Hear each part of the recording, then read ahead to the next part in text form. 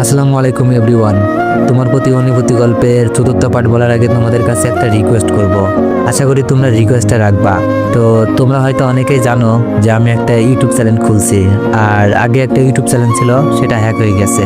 তো যারা যারা আমার ইউটিউব চ্যানেলটা এখনো সাবস্ক্রাইব করেন নাই, আমার টিকটকে আমার ইউটিউব চ্যানেলের লিঙ্ক দেওয়া আছে, ওখানে গিয়ে সাবস্ক্রাইব করে দিয়েন। আর তো চলুন বেশি কথা না বলে গল্প শুরু করা যাক। রিমির থেকে ফোনটা সে ভাবির নাম্বারে ফোন দিই, কিন্তু ফোন রিসিভ করলো ভাইয়া।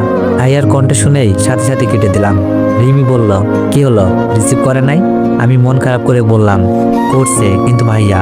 রিমি বলল, ও তাহলে আমাকে দাও ফোনটা। রিমি মোবাইলটা নিয়ে আবার ফোন দিল, আবারও ভাইয়া ধরছে। রিমি বলল, হ্যালো আসসালামু আলাইকুম। ভাইয়া বলল, ওয়ালাইকুম আসসালাম। আপনি কে? আমি রিমি। আশা কই? আমি আশার ফ্রেন্ড। ভাবির নামটা রিমিকে বলেছিলাম। ভাইয়া বলল, ও আচ্ছা, একটু অপেক্ষা করুন, আমি দিচ্ছি। হ্যালো আসসালামু আলাইকুম। ভাবির কণ্ঠ পেয়ে আমার কাছে রিমি ফোনটা দিয়ে দিল। মুহূর্তে চোখ থেকে পানি বেরিয়ে আসলো। আমি বললাম, কেমন আছো ভাবি? অনেক। তুমি কোথায় এখন? তোমার মোবাইল বন্ধ কেন, কি হয়েছে? ভাবির কণ্ঠ জড়িয়ে যাচ্ছে, মনে হয় কান্না করে দিবে। আমি বললাম, ভাবি, কাল আমি অ্যাক্সিডেন্ট করে পাটা ভেঙে যাই, সাথে আমার মোবাইলটাও ভেঙে যায়, তাই কথা বলতে পারি নাই। ভাবি বলল, কি বলে এসব, কিভাবে কি হলো? এখন তুমি কোথায়? আমি বললাম, ভাবি, আমি এখন একজনের আশ্রয়কারিনীর বাসায় আছি, যিনি আমার এমন বিপদে পাশে এসে দাঁড়িয়েছেন। অনেক ভালো ওরা, ওনার মেয়ের ফোন দিয়েই কথা বলছি।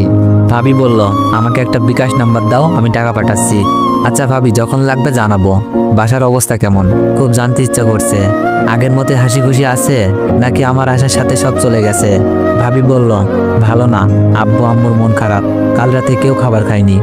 তবে মিথিলা আর সুমিত জামাইকে কেমন যেন হাসি খুশি মনে হচ্ছে, তাদের মতি গতি সুবিধার মনে হচ্ছে না।